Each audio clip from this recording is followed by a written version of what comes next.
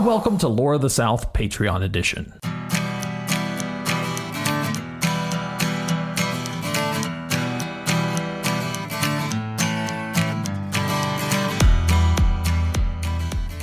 Who are our favorite Lots listeners? Y'all are. Thank y'all so much for being here. And this is going to be your 10th Patreon episode with producer Mike and I. Say hi. Hey. That was hi. That wasn't hi. Hi. Hey, hi, ho. You should cut that out. And this episode, I gotta tell y'all, when I was a kid, okay, there's a John Mulaney bit who's a comedian. If you're not aware of him, he's very funny. But he has a bit where he says that he thought growing up that the Bermuda Triangle and quicksand were going to be a lot bigger deal as an adult than what they are.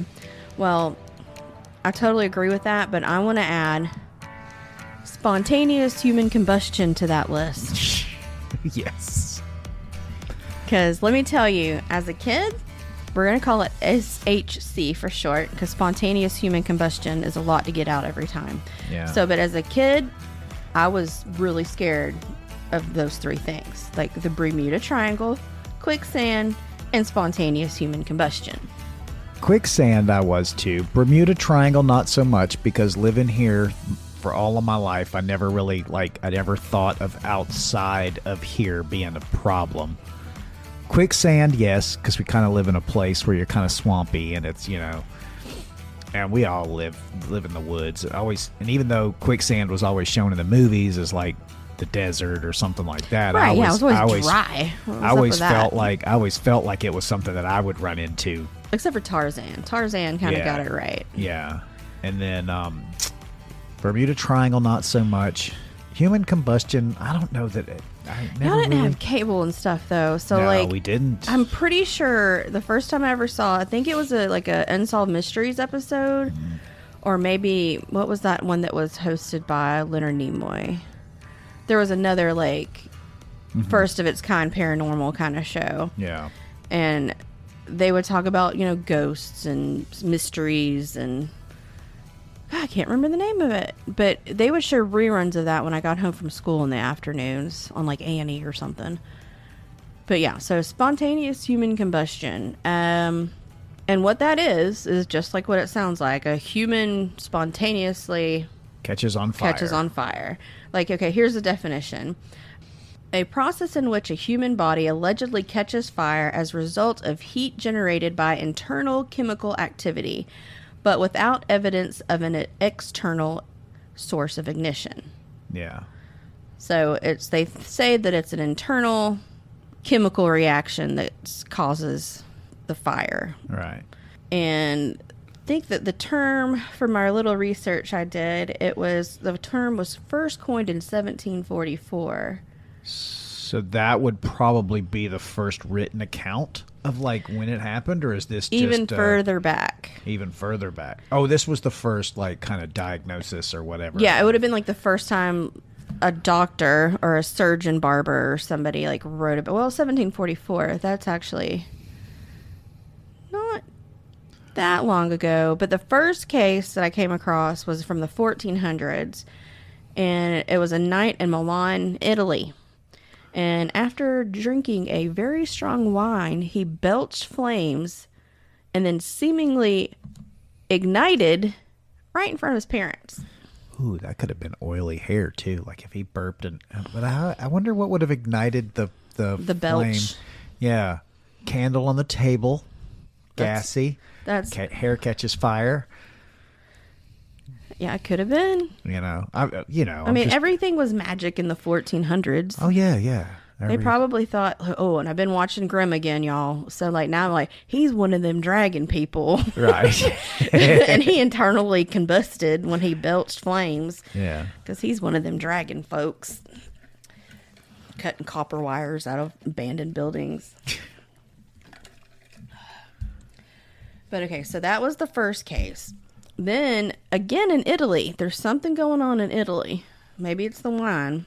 1745, Countess Cornelia Cessna, also of Italy, had a bit of a tipple before bedtime, and the next morning her maid came in to wake her, and there wasn't anything left except for burnt remnants of the Countess's skull, her stocking-clad legs. They completely appeared to be untouched, and the center of her body was reduced to an outline of sooty, greasy ash. Greasy ash. Never really seen greasy ash before. I was trying to think of a way to describe that. Yeah. And the only thing I could think of is like, you know, when you clean like the vent hood over your oven, and if you've ever fried anything, it'll get a little bit of a film on it. Yeah. And then if you get dust that sticks to it. Got to be something, I guess. So like if you run your hand across that. It's like a grill top. After you've cooked something on a griddle or a grill top. But yeah, so I mean like greasy, sooty ash. Like, or what about like after you smoke something and like the drippings? Oh, it'd be like drippings. It'd have to with be. ash and like pig drippings. All I I'm can like, this is a smoked long pork time butt. ago, people, so we're not hurting anybody's feelings by talking about them being pork drippings. But anyways, okay, so the maid described the room and said there were 2 unlit tapers, candlesticks, on the bedside table, and neither one of them showed any signs of any like wax melting on them whatsoever. So all of the heat was contained within the Countess's body. Right. So it burned from inside out then too. Yeah, well, that's one of the things they yeah. say, that it starts internally and comes out. Now, this next story, though, also in Italy, was a friar, and this was in 1776. Oh, a friar. I see what you did there. Oh, I didn't even mean to. That was a pun. Okay, so he was in the town of his sister for a fair to conduct business for the church. And after a long day, he goes to the home of his brother-in-law to sleep for the night. The priest began his nightly prayers around 7 o'clock. He placed a cloth between his robes and his skin. I'm not Catholic, so I'm not really sure why he did this. Not much time had gone by when cries were heard coming from the friar's room. His brother-in-law rushed in to see what was the matter. The unfortunate friar was said to be surrounded by an otherworldly blue flame that seemed to come from his body itself. The flames quickly receded as the would-be rescuers approached. He was moved to the bed and stripped to see what the extent of his injuries might be. And y'all, it gets even weirder from here. His right arm was nearly burned to ash. His silk skull cap was obliterated, but the hair beneath was untouched, as were his undergarments and the handkerchief that was covering his shoulders. When they asked what happened, the priest said it had felt like he had been hit with a club to his right arm, and a doctor was called in the next morning. And here were the doctor's findings. You ready for this? It's pretty gross. Let's go. Y'all, I'm going to suffer through this word. Integument's, which was an antiquated term meaning covering, and I'm probably going to use the word covering from here on out because that's a weird word. On his right arm, which was the one that he said that he felt like he had been hit with the club and that was burned to ash. Yeah. The right arm was almost entirely detached and was but a pendant from the flesh. From his shoulders to his thighs, his clothing or coverings were equally injured. And on the right hand, the part most injured, mortification had already commenced. So basically, decomp had already set in, and he was still alive. No, where was that? Where was the decomposition? That was on the right side, his hand, where he had felt like where the flames had erupted. I thought it said it turned to ash. It turned his arm to ash. Just about. I got you. He said that the doctor said that it was hanging on by just a pendant of flesh. I got you. So it's barely hanging in there. I got you. But well, yeah, so then that kind of makes sense. horrible. That being that horribly burned, it probably would start to putrefy pretty quickly. The patient complained of a burning thirst and was horribly convulsed. He passed a stool so putrid and bilious, and he was also let's see. This was like written a long time ago and translated into English, so y'all bear with me. And was exhausted by the continual vomiting that accompanied by fever and delirium. On the fourth day, after 2 hours of comatose insensibility, he expired. During the whole period of his suffering, it was impossible to trace any symptomatic affection or affliction, probably. A short time previous to his decease, the brother-in-law observed with astonishment that putrefaction... There we go. No, that's the doctor. Batagilia. That's the doctor. Observed with astonishment that putrefaction had made so much progress that the body already exhaled an insufferable odor.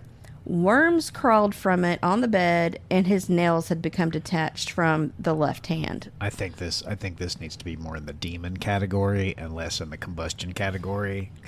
Oh, you think it's a possession? Oh, because all of the other stuff that's going on. I mean, not that you know. That priest needed a priest. He needed a priest and yeah. a young priest. Yeah. Gotcha. And that was one of the few cases where the victim managed to live after the ordeal, even if it was only for 4 days. Right, yeah. That was one thing I was like, if your whole arm burned off, like let's just say it all caught, I mean, the likelihoods of you living, especially in the 1400s, is not very high. Well, that one was the 17. 17. Same difference, yeah. Basically. Maybe they wouldn't have put cow poop on it. Right. Goat's piss is probably what it is. Michael... I think it was cow, but anyways, because it had high concentrations of ammonia in it, and it would be antibacterial. Anyways, so it was in the 1800s that authors began to use SHE. I think it's easier to say spontaneous human combustion than it is the abbreviation. Maybe I was wrong, y'all. In the 1800s, authors in the mid to late 1800s began to use spontaneous human combustion as a device to kill off evil characters in their books.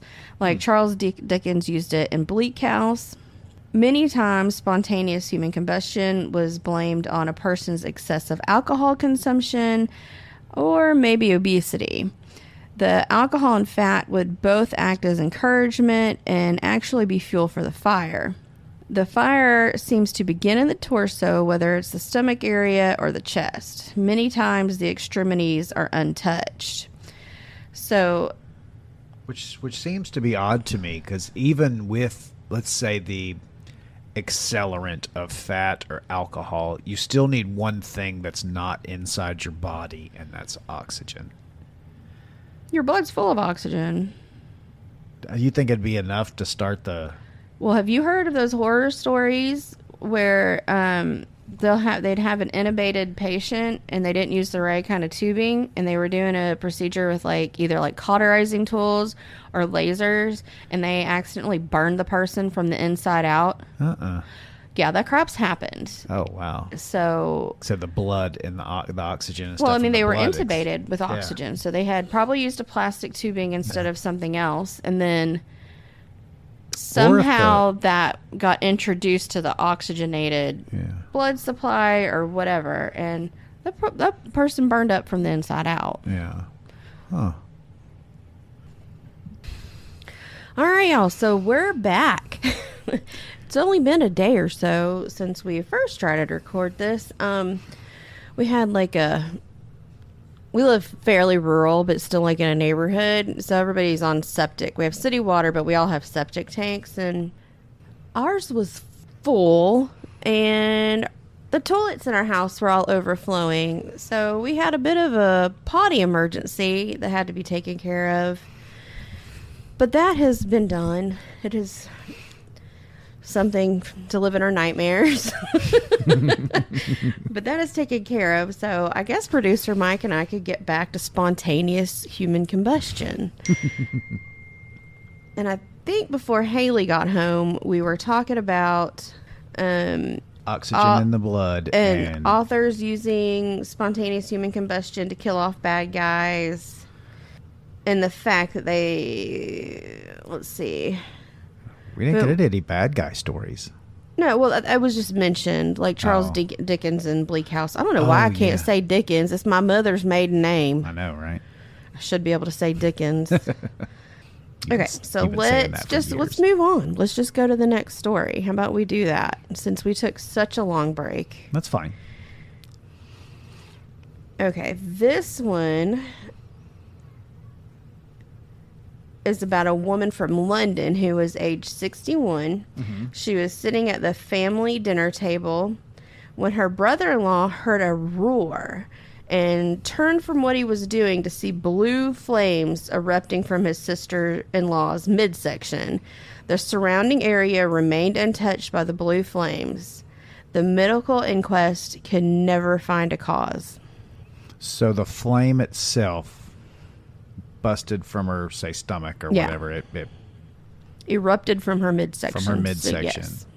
What does it mean when it says it didn't affect anything else? Like, It consumed her, and didn't like catch like. the table linens or anything like that else on fire. So I wonder if that means that the heat from the flames themselves aren't very strong, but the heat inside of the body must be immense to be able to burn the fat and not catch something else on fire like a tablecloth or. Well, it's over 2,000 degrees Fahrenheit to consume a human body, Yeah. like to bring the bones down. But it really doesn't do that. I mean, does it? Yeah. I mean, like they do put you through a meal. Like if there's any chunks left, they put you through a people grinder. Well, no. I mean, I mean about the spontaneous combustion part. I mean, but it really burned the bones all the way down, or did it just usually just burn and Usually like the kill 'em? midsections, and then like here's another one. Yeah. Okay, many victims have been found in living rooms near a hearth.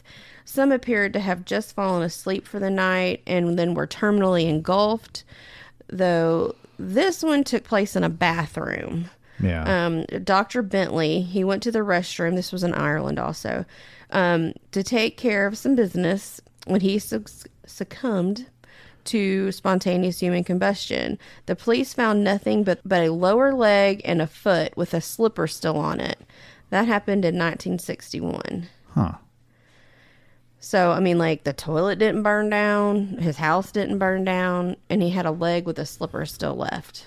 Which doesn't make any sense, does it? I mean, That's why it's a mystery. Yeah, because that meant that almost had to be like an explosion, because if it was burning at any point, Or implosion, because if it exploded, it would spread, correct? yeah, But if it imploded, then it would go internal. yeah, but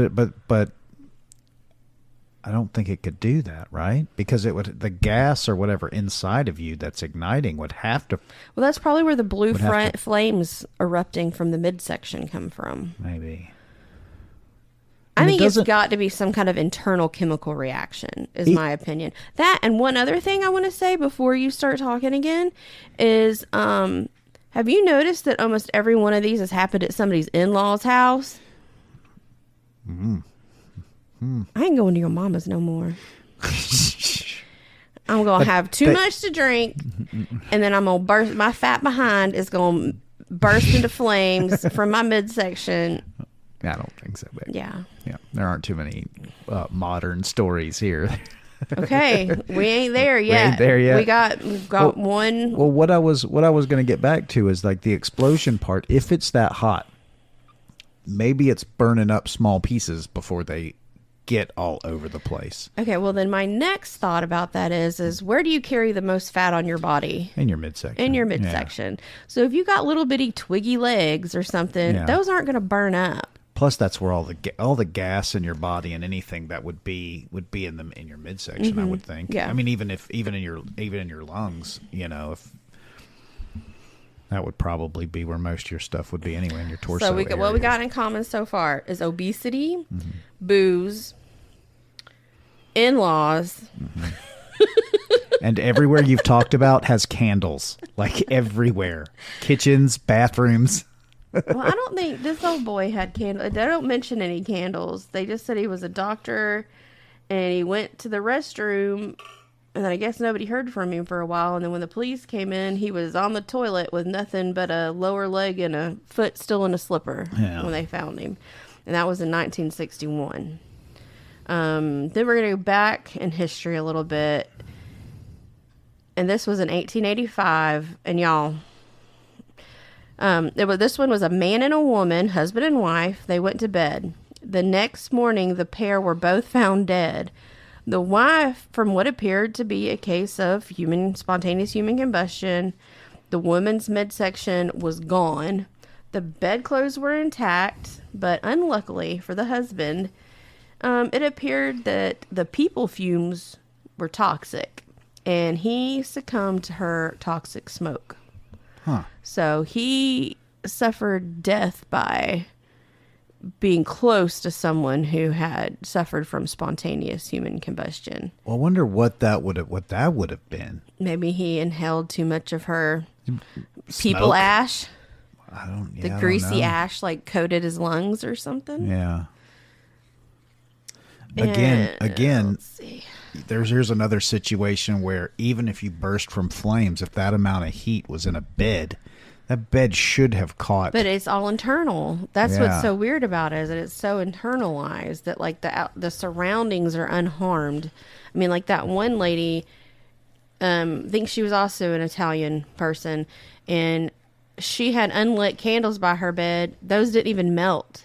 Yeah. She had drapes around her bed. Those weren't singed. They were just covered in people ash. Right. So we got one last story about a dude, and this one is from 2010.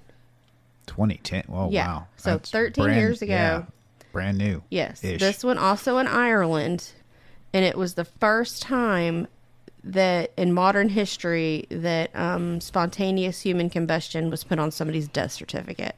Oh, wow. They couldn't find an outside source of ignition, so the coroner declared it spontaneous human combustion. Was there a story? Is there any kind That's of all story they to it? said It just about said it. that it was the. He was 76. They really don't give any more information than that. I gotcha. So it wasn't really a story as much as it was like just an occurrence of this happened, and then somebody had. I wonder what they found in their research. I wonder if all these people were drinkers.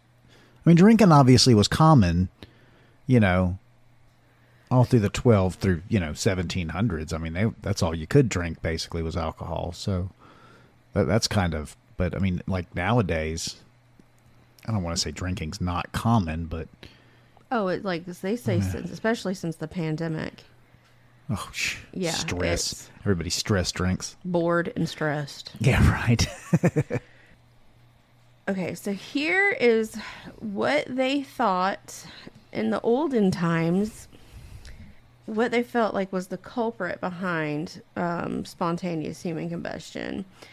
In the middle of the 19th century, a typical SHC victim was thought to almost certainly be a drinker, a smoker, most likely an elderly, solitary, or what does corpulent mean? A corpulent know. woman of sedentary habits. What does Corpulent. Corpulent.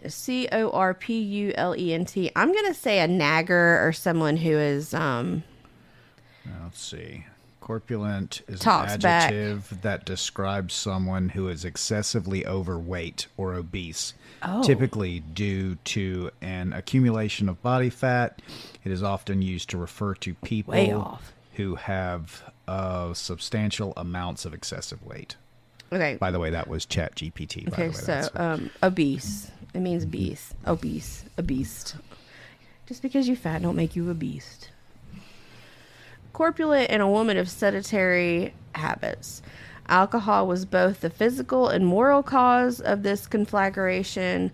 Horrific tales circulated about divine punishment for inebriation, in which inextinguishable flames were but a foretaste of the everlasting hellfire to come.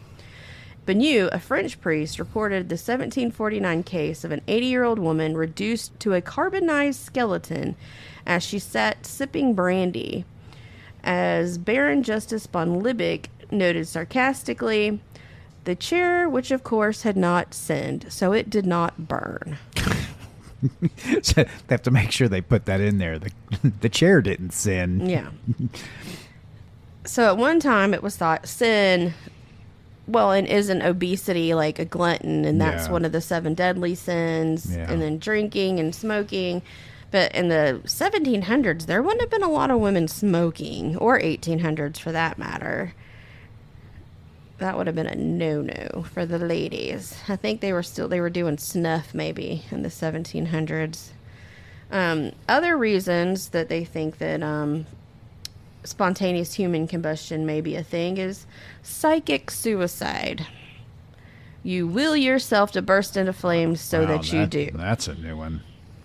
Obesity, which we keep saying, is fuel for the fire. And then, of course, alcoholism, which creates ethanol gas. Yeah. Which could build up in your system. And that makes the most sense to me.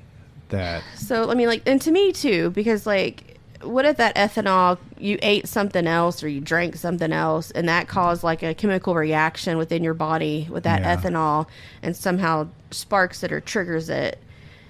Or even if it's not external, even if it's something like a smoke or even if it is external and it's like an ash from a cigarette or something, and nobody's seen this happen. But how does it only affect the middle of your body? I don't know. Part of what makes it a mystery. That's why I'm saying it needs, and I'm thinking that it has to be like an internal thing. Like there's some kind of something inside going on. Wonder what the. I mean, if you even believe that it's a real thing, like obviously I think that it can happen because I'm still scared of it to this day. Like I had too much to drink one night and I'm like, I'm fat and I drank too much and now I'm going to spontaneously human combust. Yeah. They should have not let me watch all those shows in the 80s, y'all. They stuck in my brain. But I mean, I think it's pretty well, like, I think they've pretty well written it off now. I know that they had that guy in 2010, but I mean, that's also Ireland. But heck, Ireland is more progressive than the United States now. So, I mean, we got that. And they are a theocracy. Yeah. But, we don't have to go political on here. Just saying. Yeah, but that doesn't make them any more like scientific based. I mean, they may actually end up believing more in something kind of mystical happening than going, hold on, let's spend some time trying to figure this thing out. I mean, in Iceland they reroute roads for fairies and trolls. Yeah, but we're not on that topic. I'm just saying. Yeah. So some places do hold the supernatural into account for things. No, I know. That's the point. But so do Christians. Yeah.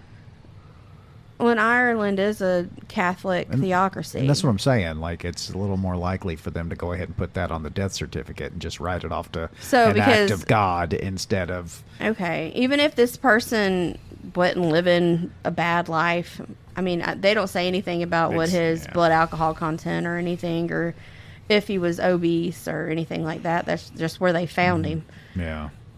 Somebody could have just shoved a torch up his butt, They killed a king like that. Did you know that? Mm-mm. Put a hot iron poker up his behind. Really? Mm-hmm. And he didn't spontaneously combust. We know that. No, I think it just melted his internal organs. Yeah. Well, we know that was one of the Stuarts. They drink a lot. They were all overweight. Not all of them. Now, a lot of them, I'm sure. No.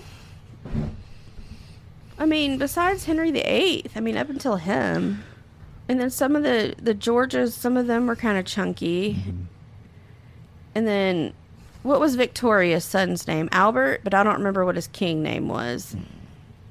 Oh, that's right. They changed their name, don't they? Yeah, because he was Alfred or Albert. I don't remember. We're getting off track here. This is about spontaneous human combustion, and we just keep rambling. So, but what do you think? Do you think that it could happen? Do you think this is a... I think like most things, I think it has its possibilities. I don't think that if it did exist, it's very likely. Well, I'm not drinking at your mom's house. I don't believe you. I get too mouthy anyway. And y'all probably by now know how mouthy I am. But yeah, in-laws, fat, and alcohol. Maybe they just make you combust. I don't know. I'm in an in-law's house right now, and I'm fat and drink alcohol, so I'm good. I know, but you and my mom get along. She even said she thinks of you like a son. Yay! And she doesn't say that about people. Mm-mm. But Okay, y'all. I want to hear what y'all think. So when we get this uploaded and posted, y'all comment on it and let us know what y'all think about spontaneous human combustion. I definitely think it has its merits. Like it has, And like there- something's happening. something, yeah. I mean, Now, like you're not going to have reports of something from the 1400s to 2010. I just feel like that it might end up being like, it just might end up being named wrong. Like it might have a purpose. We're calling it spontaneous combustion, yada, yada, yada. But I think it probably has a better explanation, if that makes sense. It just hasn't been scientifically found Right. yet. Yeah. Is that what you mean? Yeah. Okay. And there's not a lot. I mean, there's not a lot of recorded stuff to even do a study on, to even say. There was a documentary I watched about it a long time ago, and they basically, what they did was like stuck like a pig in a crematorium and studied yeah, but that's that just wicking and candling effect. And then Yeah. they did different experiments to try to make like a whole pig burst into flames. I cannot remember what that was on, but it was a long time ago. Yeah. And it was just something else to make me think, I'm going to one day burst into flames. I also think I'm going to get hit by lightning. So y'all just... But we didn't get lost in the Bermuda Triangle, so maybe I'll be okay and not spontaneously combust. yeah. If I do it, I'm going to do it in our bed, and you'll have to go together. Yeah, because I'll probably choke on your ash.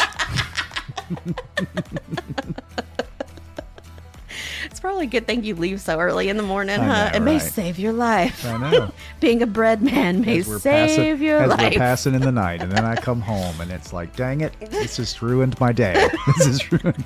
There's nothing but an arm and a leg left. Yeah. What happened? She was right. Put that on my tombstone. She was right. But okay, y'all. Like I said, let us know what y'all think about this topic. And do you have anything else to add? Not really. I guess that's it for this month, y'all. And after Elle's episode, we'll make sure we do a recap over that. I'm sure we'll get some giggles over the world's oddest couples. So y'all stay tuned for that. And we'll talk to y'all next time on the next Patreon. Bye, guys.